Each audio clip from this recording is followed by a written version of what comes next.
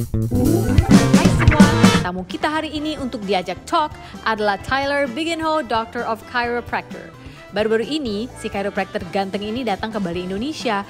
Selain memenuhi cita-citanya untuk mengedukasi tentang dunia chiropractic, Tyler juga mengkretek 300-an orang di Bali ini tanpa memungut biaya loh.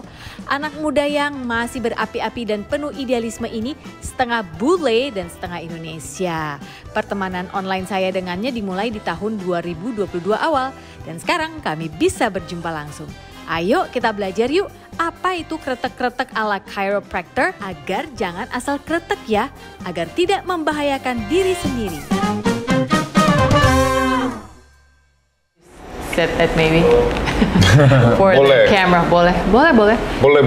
So I'm gonna say like, can we talk about who brought you here? Boleh. Okay. Yeah. Everything rolling? The audio is good? Okay, you need to monitor that ya. Hai semuanya, ketemu lagi di Sophie Navitalks, You Are Loved. Dan hari ini saya punya tamu yang spesial banget, yaitu seorang chiropractor. His name is Tyler, Dr. Tyler. How do I pronounce your last name? Guess. Bigenho. Bigenho? Yeah. Right? Yeah. Bigenho. Okay, so that's how I pronounce it? Yeah. I'll do that again. Seorang tamu yang sangat istimewa, seorang chiropractor, Dr. Tyler Bigenho. Yeah. No, leave that last part. That's funny. I will. Don't worry. I don't. You don't have to refer to me as doctor. Just Tyler. Tyler. Yeah. Okay. But what? Okay. So chiropractor. How long does one have to go to school for that? So I don't know the international laws, but in America and in Canada, maybe Australia, I'm not sure, it's a doctorate program. So you do almost 4 years after uni, after undergrad. 4 years after undergrad. Oh, that's a long time. Yeah, I was in school till I was 26. Yeah. And I did it like the quickest, pretty much. Yeah. What made you get into chiropractoring? Is that a word? Chiropractic. Chiropractic. Yeah. Chiropractoring works too, I guess. But honestly, I wish I had this like really like heartwarming like story, crazy story, but I honestly just always thought it was cool. I thought it was really cool.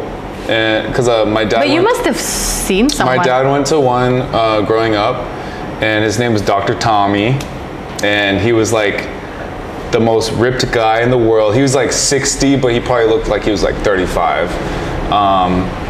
He owned the gym that I used to work out at when I was like 12, 13, and my dad had a lot of back pain growing up. You know, he would throw his back out, and then we'd go to Tommy. Tommy would fix him up, and that was that. I just thought it was really cool. And then when it came down to deciding what I wanted to do, I saw it and I was like, yeah, I think I can do that.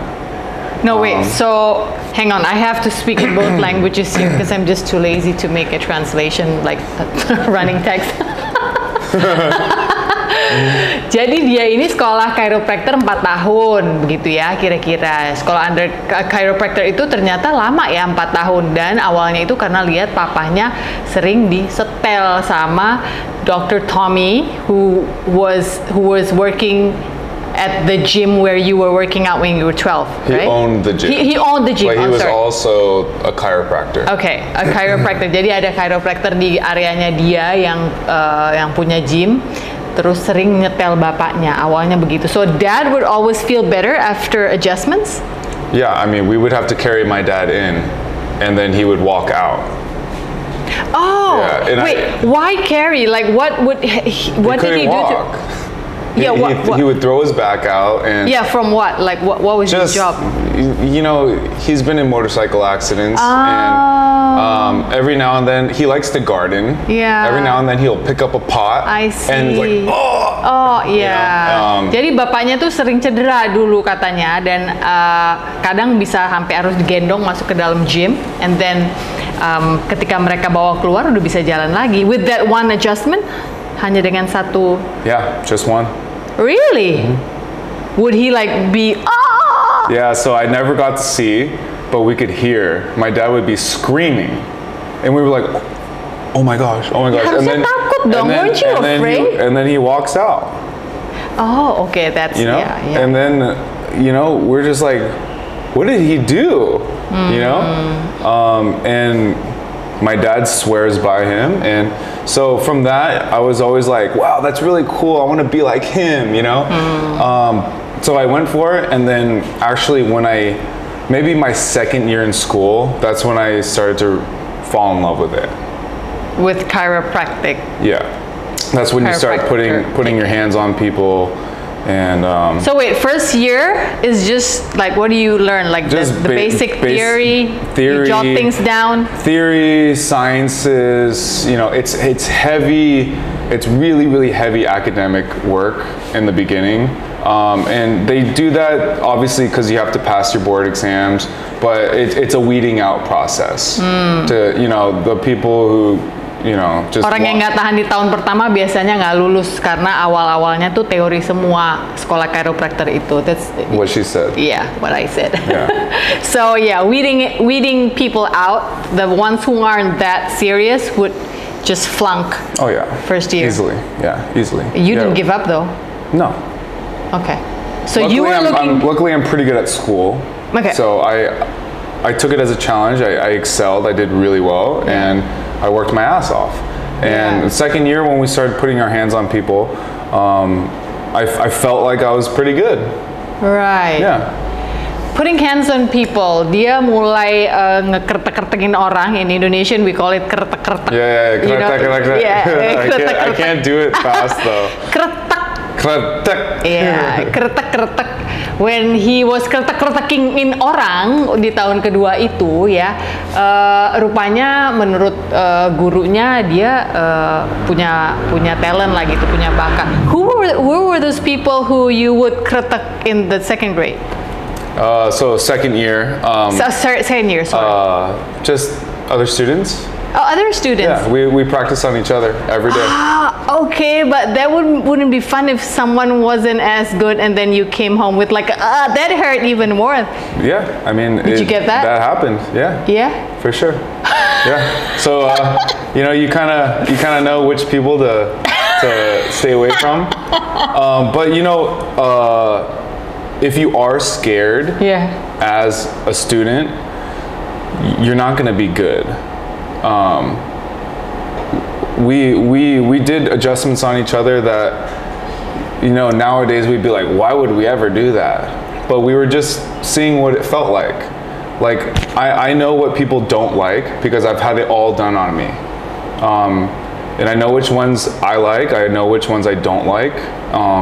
So if you don't know that, then you're just gonna do things that people don't like on other people. Yeah. Oh wow, praktek tahun kedua kuliahnya itu dia saling ngekertek-kertek nih antara mahasiswa. Repot ya kalau dapat teman kretek yang kurang pinter, sakit dong badannya. But then that's how you learn what you don't like, what you like, and how you reflect that to your patients. That's what you're saying, right? So as a chiropractor, orang chiropractor tuh baca MRI apa X-ray nggak ya? Saya jadi pengen tahu. Do you read MRIs, X-rays? Yeah. Do you like? Yeah. Okay, you learn to do that too at school. So very much so. Then what's the difference between a chiropractor practitioner and physiotherapist? Bedanya apa sama physiotherapist? There's one key difference. Okay. We're allowed to perform, and we're talking in America. I don't know international. Okay. We're allowed to perform high velocity, low amplitude adjustments. So we're allowed. This is technically an adjustment, but it's very slow. Yeah. It's like a stretch almost. Yeah. We're allowed to do the ones that are quick. Oh, okay. Yeah, they're not. Oh. And there's also things that they can do that we can't. For example, dry needling. Dry needling? You guys do that? So, I mean, I don't know international laws, but in California we cannot. But in other states in America, you Boleh. can't. Boleh. Boleh. Yeah. Yeah. Can. Yeah, can. Yeah. So, Jadi bedanya dengan fisioterapi, sorry I keep cutting you, adalah beberapa adjustment itu tidak boleh dilakukan fisioterapis. Ini dia bicara scope Amerika ya. Misalnya kita kertekin leher pelan gitu kan, biasanya fisioterapis bisa bantu. Nah kalau chiropractor itu lebih they do it quick and you usually do not do dry needling, tidak dry needle seperti orang fisioterapi. What else? So I mean, the main reason you would go to a physical therapist. Yeah, physiotherapist.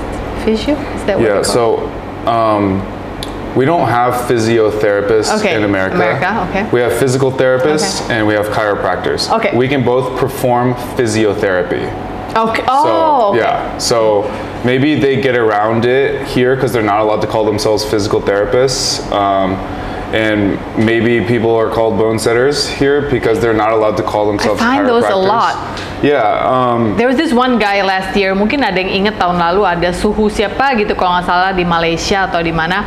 This guy from Malaysia, I remember he would come over and just set people's spine. So is there a difference, bone setting with chiropractor? Is it the same thing? You think? No. Well, no. Let me talk about the physical therapy thing first. So in America, people go to physical therapists to rehab from an injury. Yeah. Usually shoulders, knees, ankles. They're very good at that. I refer to people to physical therapists all the time. I think for chiropractors, it's mostly they go for relief. Relief. Okay. Yeah, relief. Yeah. So that's kind of the difference in America that I'm seeing. Yeah. Chiropractors is like, oh man, I'm getting a lot of headaches, or I have a lot of tension up here. Yeah. Physical therapist it's like, oh man, my shoulder hurts when I do this. You know, I need someone to help me strengthen my shoulder again. You know. Okay. The thing about bone setting. I'm not too familiar with how they learn. I hope it's legit because there's a lot of videos that I've seen of bone setters that are terrible. Terrible. Like I would never let them touch me. And you can judge from just one adjustment. If I see a clip of one adjustment, I'm just like, oh my gosh. And the thing that pains me the most is that the patients don't know. Yeah. They don't know that they're bad. Yeah. So my goal is I want more people to see what I do and what other great chiropractors do. And I want them to see what I do as normal. That's what it should look like. That's what it should feel like. So, you know, if they go to these bone setters that are charging ridiculous amounts of money, they'll know and they won't go back. They'll be like, oh, it wasn't that good, you know? But I saw a couple of videos of guys and they don't even do anything. There's no cracks. There's no specificity. There's nothing. And the patient is like, wow, you know, wow, that's so good. Yeah. And you know that bone setter, he's never gonna have the courage to say he did it wrong or he do it right or he's not that good. Yeah. Never. And that's dangerous. Iya, ternyata bahaya ya kalau kita pergi ke orang yang katakanlah bisa bone setting tapi kita nggak tahu backgroundnya gitu loh, teman-teman. Jadi memang kita harus perhatikan pendidikan formalnya orang itu, lalu mungkin riwayat praktiknya sudah berapa lama. Saya rasa itu yang berusaha disampaikan oleh Tyler di sini.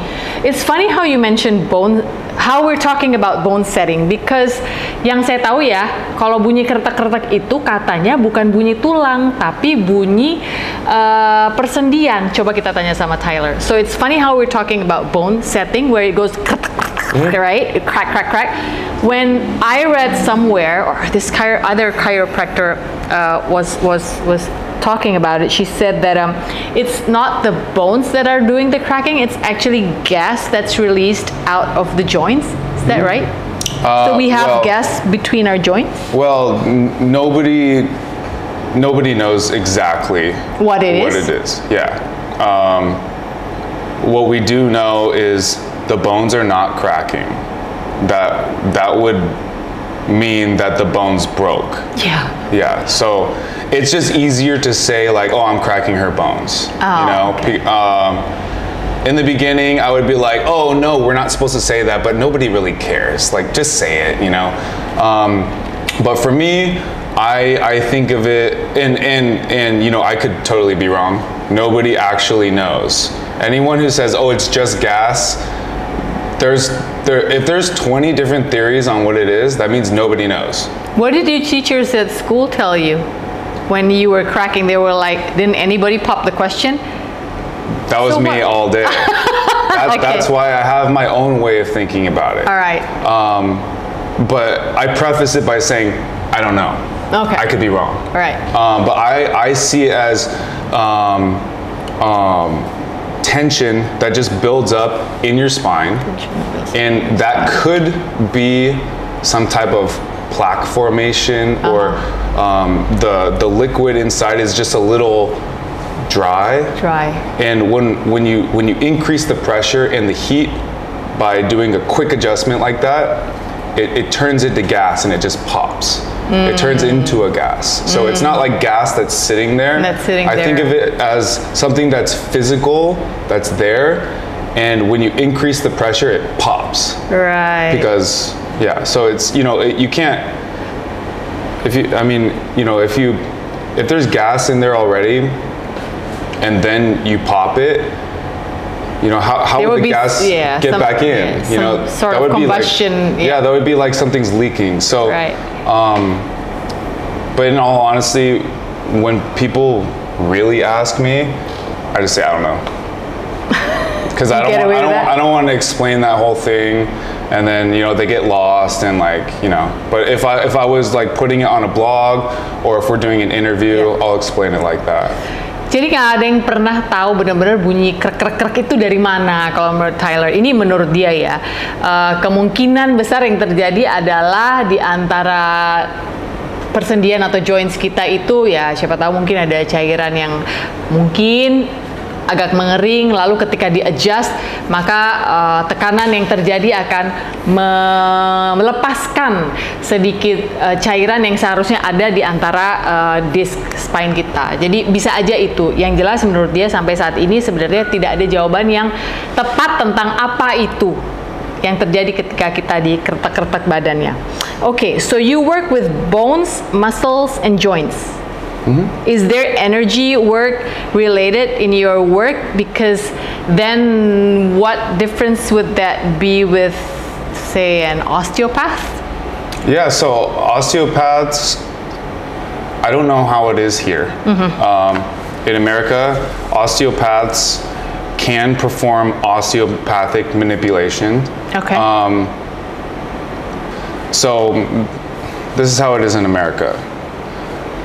You go to osteopathic school. They are equal to medical doctors. Okay. Well, to a certain extent. But the goal of an osteopath was to combine medicine and like physical treatment. Okay. So medicine and cracking bones. Right. But they don't. When you try to specialize in both, allopathic medicine and the setting. No, big words.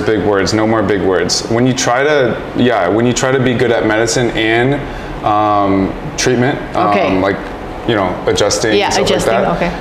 You're not going to be good at either of them, in my opinion. Okay. You have to choose one. And a lot of, I've had DO, osteopath students and osteopaths adjust me, and they don't know what they're doing. They learn it in school, they probably practice it a little bit, but it's not their specialty. But I've seen some great osteopaths in other parts of the world, and they're phenomenal. But in America, if you're an osteopath, you make a lot more money prescribing medicine than you will adjusting people. Right. I'm capped. I can't. The only way I can make more money is if I charge more or I see more people, and I don't want to do either of those because I work a lot. But if you're an osteopath, you might have a huge staff and a bunch of bills to pay, and you look at it from a business point, oh man, if I just write that, I'll make way more money than cracking. But besides the fact, I want to address. Oh, do you want to say that? No. Okay. No. The bone setting thing. So a lot of what we go to school for in America is to learn when not to adjust. Okay, when not to adjust. Yes. So there are times when it's dangerous. Yes. There are times when a chiropractor does not adjust. Of course. Oke, ada saatnya di mana chiropractor nggak ngekretekin badan kita. Ternyata nggak semua pasien yang datang harus langsung di crack. Yes. And there's obviously risks involved with anything. Like what? High blood pressure? Cannot adjust. I don't have all of them listed in my head anymore, but cancer, any type of infection. If you want to know if they have rheumatoid arthritis or osteoporosis, aneurysm in the neck. Yeah, that's scary. Yeah, and a lot of what we learn is how to identify that. Right, that was my next question. So say aneurysm. Someone comes in, you don't know if they have aneurysm or not. What are the first signs? And you're like, okay, I'm not touching you. Well, first off, really bad headache. Really bad headache, okay. Consistent? No, it's usually, man, I've been having this really bad headache for the last 2 days. Okay. But anytime I hear headache, my alarm's up. Then you look at the eyes, eye contact. The pupils will either be like dilated or constricted. Okay. It'll just look different from what I've seen. But normal headaches, it's just like, oh man, it just hurts right here. With an aneurysm, you might have dizziness, nausea, among other things. But when I see headaches, it's never associated with dizziness or nausea, never. And if it is, then it's like, oh, okay, what's going on here? Orange light. Take the blood pressure, read the pulse, and send them to where they need to go. Yeah. But if you don't know that, you won't. Yeah. You'll just go in and, oh, it's a headache, crack her upper neck. And that's how accidents happen. Yeah, I don't know if you heard of the story. I heard. You heard? Okay. Jadi ternyata ada orang yang tidak bisa dikretek-kretekin, yaitu orang yang katakanlah misalnya pusingnya hebat banget, 2 hari terakhir, 3 hari terakhir saya pusing, nggak harus konsisten, tapi pusing gitu. Nah biasanya Tyler akan melihat dari di mana letak pusingnya, lalu kelihatan dari bola matanya membesar atau mengecil, itu semua tanda-tanda untuk dia biasanya lampu orange. Ini orang diambil aja deh tekanan darahnya, dan biasanya itu akan tinggi, dan bila itu tinggi maka dia tidak akan menyentuh gitu, karena memang chiropractor ini mengobservasi klien yang masuk itu adalah sesuatu yang sangat vital sebelum akhirnya memutuskan ini bisa dikretekin apa enggak. What about age? How old must a person be? A minimum of what to get their bones? Sorry, not their bones cracked, but Well, some people adjust babies. Yeah, I've seen that too. Not my thing. I sent you the one of the snake, remember? Did I show you that the snake got... The snake? Yeah. I sent you one. This was a chiropractor done on a snake and a dog. Yeah. The animal chiropractic it's pretty big, pretty popular. Yeah. I don't adjust kids, infants, babies. You don't do that? No. Okay. No. Actually, at my office, if senior citizens? Yes. Yes. But not my specialty. But yeah, the oldest person that I regularly adjust is like 85. But he's in pretty good shape. You know, if another 85-year-old came in and they're very brittle, I probably wouldn't, you know, or something like that. Iya, jadi lansia juga harus hati-hati. Kalau yang rapuh banget, ringkih kan kelihatan ya. Jadi dia nggak akan ngekertekin lah gitu istilahnya. What about is there like, so after someone gets aligned, what do you call that? Adjusted, sorry. Do they have to go home and do some sort of like exercise to strengthen which muscle and blah, blah, blah before they come back? Or usually it lasts long, one adjustment? So, my whole thing is I don't try to make it last. Obviously I would like it to last, but there's so many things out of my control. You know, you could go home and do the exercise and movement and eat really healthy, drink a lot of water, sleep every day, go out in the sunlight, smile, not be stressed ever. But most people don't do any of those things. And I'm okay with that. That's fine. It's my goal, it's my job to make sure that they know there are things that they can do to make it last longer.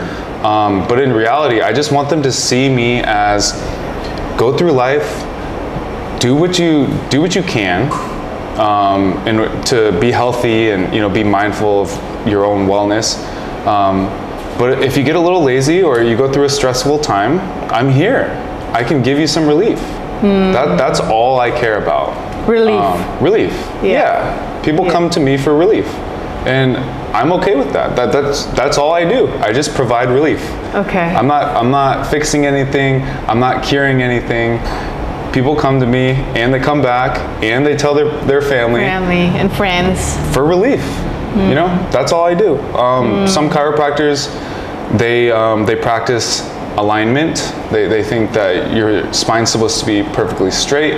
I think maybe bone setters also practice that way. But for me, I just feel your spine wherever it's like messed up. I just try to clear it out, give you some relief, and tell you to come back the next time you feel like it's all building up again and it's getting in the way of your life.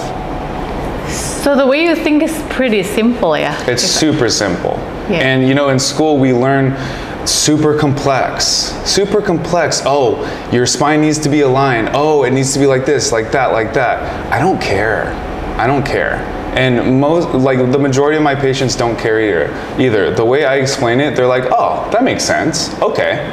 And you know, I'm not selling them on a package. I just say, come, I'll give them recommendations on when I think they should come back. But some people come see me once a year, once every 2 years. Some people come in once a month. I'll tell people, I don't like to adjust people too often. I don't see the benefit of that? Well, that's just not how I practice. Okay. There are benefits to that for sure. But instead of getting adjusted all the time so that maybe your problems don't come back is not what I want to do. I want you to come in with problems, and I want to take the problems away if I can. Oke, jadi harus memang ada keluhan kalau ke Tyler. Ya beda chiropractor mungkin beda cara mereka menangani pasien ya. Tapi kalau khusus dia ini, dia lebih senang kalau datangnya itu with a problem, datang bawa keluhan and he'll adjust it. As opposed to ya, dibandingkan bila kita datang nggak ada apa-apa, iseng aja pengen dikretek-kretekin gitu. Menurut dia, yeah, that's not the way he works gitu. So people have to come in with a problem and you give them relief, and that's your MO. That's my MO, yeah. But they don't necessarily always come in with a problem. Some people just you know, they see the videos and they're like, oh, I want to go try it. Try you know? But and that's okay too. That's okay too. And you know, after I'm done treating them, then they know what normal feels like, and they're like, oh my gosh, I'm supposed to feel like this? Wow, I feel light. And then they message me later that week, and they say like, I've been sleeping better, like my appetite is back, I'm more energized, and you know, I can't promise that that's going to happen with everyone, but I hear that a lot. You know, it's stuff that you don't necessarily think about, because people think of chiropractors as they help with pain only. Kira-kira bisa tambah tinggi ya nggak ya kalau ke chiropractor? So do chiropractors adjust people so they can be taller? Like, lengthen my legs a bit. You'll feel taller. Okay. I actually never measured someone before and after. I probably should at this point.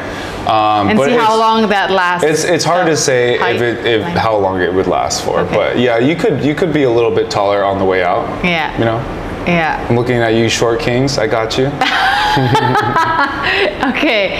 All right. How about scoliosis? Do you guys fix that too? Is that part of your job? So one thing I never say in my office is fix. Fix, okay. We'll take that. You know, other people might say fix. I just don't. It's just not what I do. You know, going back to the whole, I just take tension out. Hopefully you feel better. But yeah, I see scoliosis all the time. And actually, I mean, I just treated like 300 people at Atlas, and I would say about 50% of them had scoliosis here in Indonesia. Yeah. In Bali. Well, most of the people flew in. They flew in? Jakarta. Yeah. Oh. But jadi, hang on. Tyler ini kesini abis melayani banyak klien, 300? Around like 300-an orang yang udah daftar sebelumnya ketika tahu dia mau datang ke Bali untuk di adjust. Dan rata-rata ternyata orang Indonesia yang datang scoliosis. So a lot of them had scoliosis. Men or women mostly? Mostly women. Women, yeah. But there were some guys that had it too. But I see it in a lot of women. In America, it's usually females, unless you're born with it. Some people are born with it, but it's usually females who did some sort of dance or ballet or cheerleading when their bodies were going through a growth spurt. When they were, you know, between 9 and 14 years old. That's the main common thing that I found in people with scoliosis in America. Here, it's all random, you know. I would, like in America, girl comes in with scoliosis, I'll just be like, did you do dance growing up? They're like, how did you know?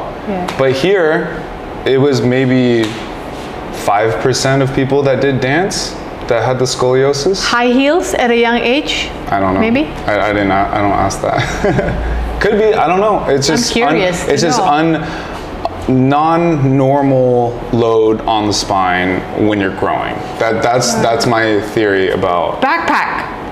Yeah, I could maybe heavy backpack. We're in Asia. We overstudy. Remember? We're Asians. It's hard to say though. But I work on scoliosis. I work on patients with scoliosis. I do not fix it. I do not try to fix it. If my adjustments make it so the curve is smaller, then so be it. Good, that's awesome. But I'm not gonna say that I do that, and just to protect myself if I don't, you know, because my whole brand and strategy is all about honesty. I tell people all the time, I don't think I can help you.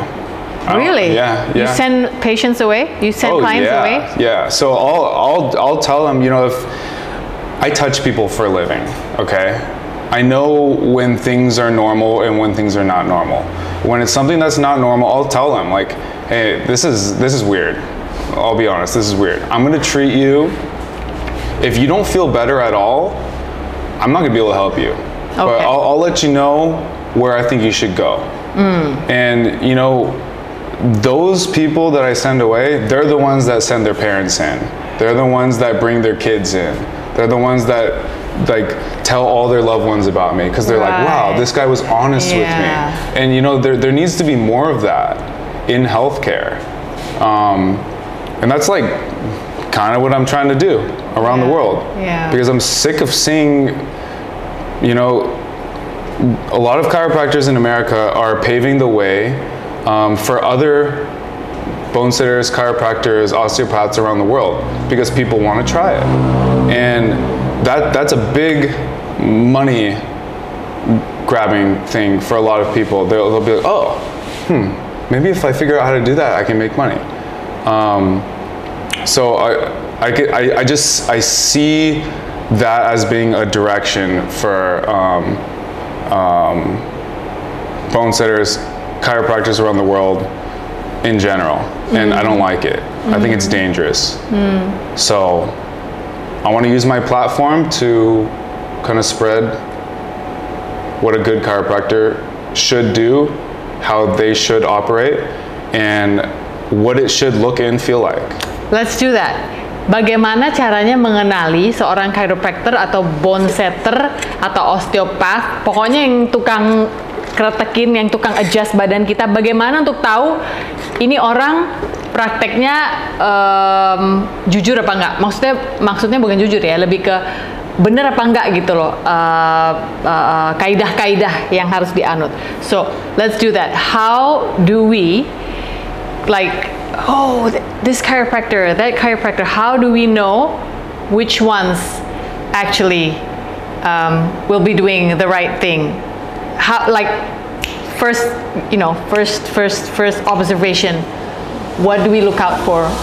So one thing I tell my patients, if their loved ones are going somewhere else or something like that, or if they want to go somewhere else, if you walk out of the treatment not really knowing what happened and not really understanding what happened, they're not good. If you don't feel like you trust them, they're not good. So there has to be trust there. Yeah. If you know, it's scary. It is. It's a scary thing to go in. People are all the time, oh, I'm so nervous, and I'm just like, I would be too. This is scary. But I think what I'm really good at is comforting people, making them feel relaxed, making them like, you know, maybe cracking a joke every now and then, pun intended. But if you feel scared the whole time, I wouldn't say they're good. If you don't feel relief, I wouldn't say they're good. So it's mostly that type of stuff. I'm trying to get people away from having to spend crazy amounts of money up front with no promises, really. And that's a big thing in America too. I don't know about here. But I would see that as a yellow flag as well. And nowadays, I'm sorry, if there's any chiropractors watching this, you gotta have videos. You have to have videos. Because that's the easiest way. How people can actually. Exactly. So I would honestly see it as a yellow flag if the chiropractor did not have videos nowadays. Oh, okay. So trust, understanding what happened, and the videos.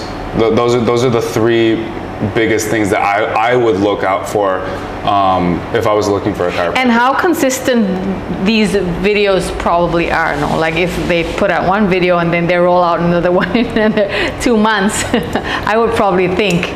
Yeah, I mean, myself. you know, like obviously you're gonna look into the finer details when you're searching them up. But you know, yeah, any good chiropractor would love to make videos because I see it as art. I'm doing art, and I think it's so cool. My job is so cool. It's a puzzle. Like your spine is a puzzle. Everything that you have going on in your life is a puzzle. And I think it's so cool to be able to like share that with people and to show my personality, because I love people, and I love being around people and meeting new people and talking to people. But if there's a chiropractor that's really good at it, they're gonna be obsessed with what they do. And you'll see it. The chiropractors on social media that are doing really well, they're obsessed. It's like they're putting up their music. Exactly. On digital platforms. It's their work. Yeah. It's their art, yeah. Okay, so let's go back a bit to what brought you here. Jadi Tyler ini awalnya saya kenalan sama dia. We met on Instagram. I was like, oh, who's this guy? He's cracking a lot of bones, and then I started following him.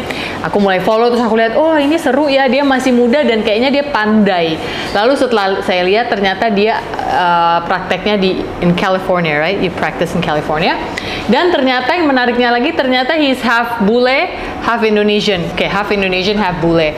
Jadi saya follow tuh dari zaman pandemi. Nggak taunya dia bilang mau ke Indonesia, mau ke Bali. Jadinya saya coba kejar untuk ajak ngobrol sebenarnya apa sih di balik dunia chiropractor ini. So just for the Indonesian audience, who's the Indonesian? Your mom or dad? My mom. Oh, your mom. She was born in Jakarta. In Jakarta, and she moved there when she was early teens, I believe.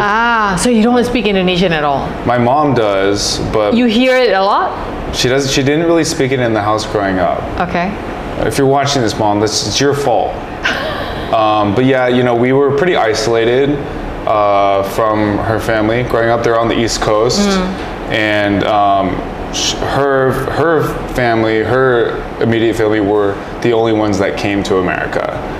So everybody else was still is still in Jakarta. Or you have family in Jakarta? Yeah, yeah. Okay. The family business is in Jakarta. What do you address them? You don't call them uncle, right? You call them what? Om. So you do understand the word om. Om, tante? Yeah, I mean, you know, my mom would always be like, oh, like make sure you say like om first, or like oppa or oma, you know. But I understand the culture. Yeah. And I will learn Bahasa. Yes. I will.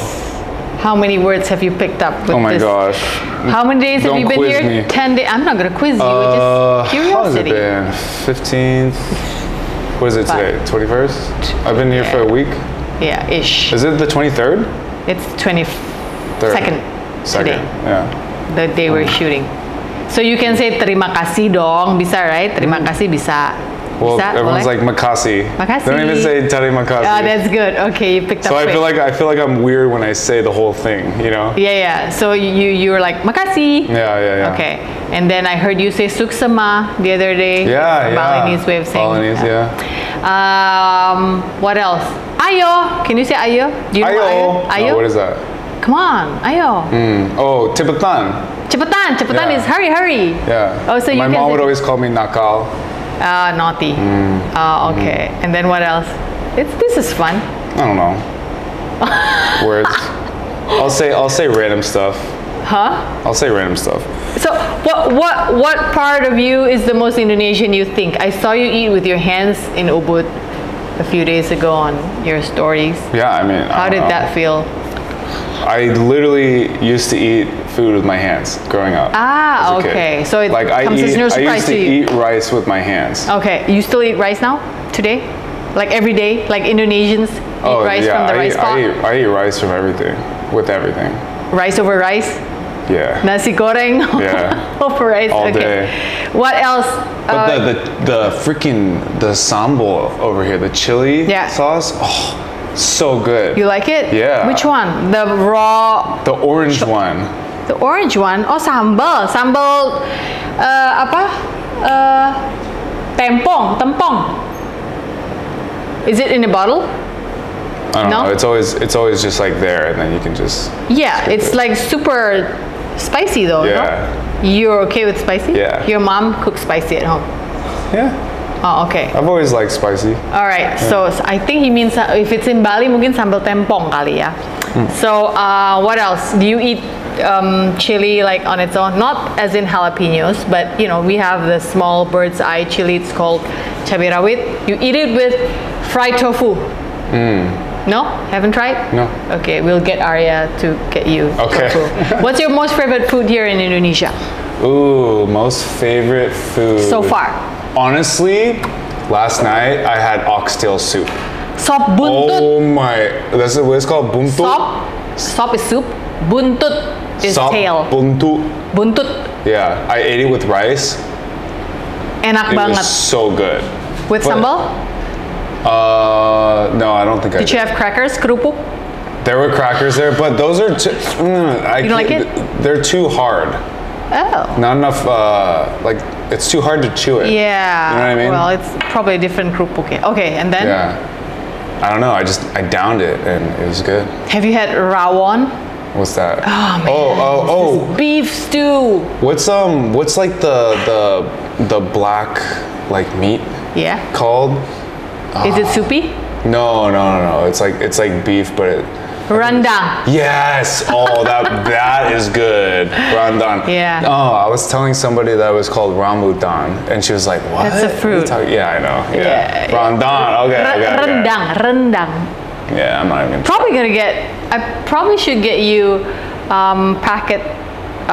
You know, they have the packaged herbs, so you just put it in a pot and then put your meat in, and you can cook it at home. Yeah, I'll just buy it from the places that make it. Yeah. That sounds a lot better. Yeah, right? But you can't bring it home with you to America. True. Right? Okay. True. So what else? What about the drinks? What have you tried? Honestly, I've just been eating or drinking a lot of watermelon, like fresh watermelon. And at Atlas, I was drinking coconuts all day. Yeah.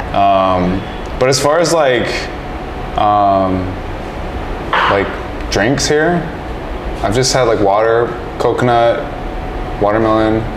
We've got a lot of herbal teas, maybe for your next visit. Yeah, so I haven't done any like herbal teas or any like local like drink stuff. Did people keep telling you not drink the water here? Yeah. Yeah. So That's all far I hear. you're good. No belly. Well, one of my clients told me to take these pills. Yeah. Anytime I start to feel weird in my stomach, you take this pill and it just goes away. It actually works. Activated charcoal? No. No. It might have that in there. I'm not sure. Digestive enzymes. I think it's like a little cocktail of like certain things. Right. But there were 2 mornings where I felt a little like, ooh, yeah, I feel a little weird, and then I took it and it went away. Ah, that's good. So you have a strong Indonesian tummy then. Yeah. All right. Okay, so whose idea was it for you to come here to Bali, Indonesia? Was mine. It your own? Mine, okay. yeah. I mean, what was the calling about? Like, what made you I want to go to Indonesia, well, where my mom is from? Well, it was more of, you know, I went to school, I started a business, the business was successful, and, you know, I've made it, you know, but to me, I feel like I'm in a box. Okay. I'm stuck in a box. And I'm never content. I always want to see what's next. And I have a following now, and I want to use that to do cool things. So it wasn't specifically Indonesia that I had in mind. It was more of, I want to travel the world, and I want to do this stuff. Okay. I want to take my art to other parts of the world. And Indonesia was my second biggest like fan base, I guess, following base. After Philippines? In the United States. Oh, not. I mean, in Asia, Philippines. No? Philippines is a really, really close third. I haven't looked at the demographics, but I have a lot of followers from the Philippines too. Yeah, I'm going to the Philippines next. From here, straight away? No, not straight away. Going back to. Yeah. Okay. And then, you know, we'll see where that takes me. But Indonesia was the first stop, and it just made the most sense because my mom's from here. And I thought going into it like, oh man, I have family, they can help me, I can like stay with them or something like that. But I ended up meeting a lot of really cool people that kind of helped me get here, and yeah, it's cool. So would you say you're lucky? Yeah. Yeah? I would say I'm lucky. Yeah. But at the same time, you work hard, I know that. I worked my ass off to get here, and I would say that I'm the type of person that I would want to work with, and I think I can bring a lot of value to any company that wants to work with me. So yeah. So you're open to more invitations? Say if someone watching this was like, oh, maybe our company should invite Tyler, mungkin mau undang Tyler dalam rangka ulang tahun perusahaanmu yang kesekian, and you want him to adjust people here in Indonesia, you're open to those kind of invitations? Of course. Wow. But just there's a lot of this going on in Indonesia. Keep in mind, my main goal and my main plan is to spread what I do to other parts of the world. Not necessarily make other people money, make myself money. I just want to spread and make sure everybody knows what it's supposed to look like, what it's supposed to feel like, and yeah. Sorry, this is just out of curiosity, but when did all this type of thinking happen? Like, I'm intrigued to know what something must have thrown you off. Someone, something, some system. Let's just say there's that really popular bone setter, and you know, I see a lot of people from Indonesia, and in my office in Newport Beach, California, and they've been to him, and I found out that he charges. It's a fortune. Oh, you're not? Okay. I'm not going to quote you on that. Okay. And then I was like, oh wow, like he must be really good. And people line up. I see the videos, and I'm just like, I mean, he's okay. I also don't think I'm that good. Everybody thinks that I'm really good. I don't think I'm that good. I've seen really good. He's good. But to be charging that much money, and then I find out that people are learning under him, and then I see their videos, but because they have his name backing, people pay him. Right. And I'm not okay with that, because I see chiropractic and, you know, cracking bones in general as I want to be a spokesperson. You know, I want to be like, no, that's not right. You should not do that. And there's nothing out there like that. There's like the chiropractic board, they don't care. They don't care. They don't want to be involved in that stuff. They have other stuff to worry about. So that was kind of like the initial, like, and I'm pretty hot-headed, you know. When something pisses me off, I want to make it right. So that was like the initial, like, oh man, that's lame. And then I started, you know, spurring like, oh, maybe I could go over there and do it for free, and show people what it's like for free, and what it's supposed to look like. Yeah, I don't know. How are you feeling after 300 people? Like, that must be hard on your arms and your hands. My arms are really on fire. Really hard. No, they just hurt a lot. Who would adjust you then? I have friends from school. Okay, that I trust. You're gonna have to wait until you get back. Yeah. To get adjusted. Uh huh. All right. Yeah. Okay. But I got a nice massage on my arms today. Ah, nice. yeah. Massages here are good. Yeah. All right. So you only have 2 more days left here in Bali. Then you fly out. Yeah. And then we get to see your work again on your social media. Follow him. It's what's your handle name again? Dr. Tyler Bigenho. Okay. Yeah. Let's Ya, kalau pengen tahu lebih banyak boleh follow Dr. Tyler Bigenho di Instagram. YouTube-nya juga lumayan aktif kok. I just saw your YouTube the other day and I think it has a different approach to when I see the Instagram, so that's kind of interesting. Yeah, YouTube. It's more education on there, I think. It's more educational and it's longer. Longer, yeah. Jadi bisa lihat di YouTube-nya juga. Yang jelas saya berharap teman-teman hari ini sudah mendapatkan sedikit ide tentang apa itu chiropractor, bedanya dengan osteopath, bedanya dengan fisioterapis. Lalu bagaimana kita mengenali apakah chiropractor atau chiropractic ini cocok untuk kita atau tidak. Dan tadi kita juga sudah sempat membahas kira-kira apa-apa aja sih yang jangan deh dilakukan chiropractor gitu. Kita jangan ke chiropractor dulu, tapi kita ke dokter dulu. Nah, kalau lupa nanti tinggal mundurin aja dilihat.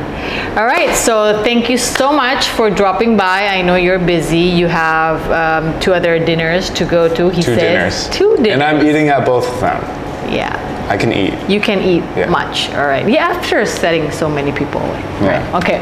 Terima kasih. Makasih. I'm not going to say terima kasih. Thanks for having me. I really appreciate it. Thank you so much for shedding a light. Thank you, you too, for shedding a light about what chiropractic is and how we should watch out for ourselves and what you actually stand for in the chiropractic world. So we wish you a safe flight back to America, and come back. I'm coming back. All right. Yeah. All right. So keep in touch. Yeah, we will. Thank you. Bye. Today is not a good day untuk menyerah. Katakan itu setiap hari. You are loved. Bye. Cool. I was about to ask you about tech neck, but then I was like, you see a lot of people with tech necks these days. Like that, huh?